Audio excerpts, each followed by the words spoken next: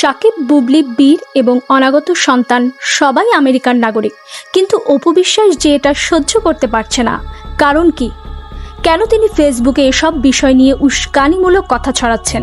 তাহলে কি সত্যি অপু বিশ্বাস হিংসায় শেষ হয়ে যাচ্ছেন?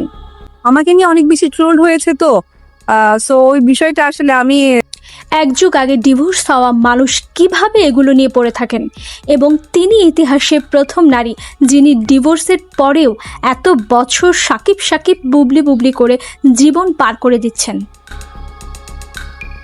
সাকিব কবে ঢাকা থেকে আসবে? কারণ সে একজন বাংলাদেশের top of the one superstar, তার সাথে যোগাযোগ রাখার।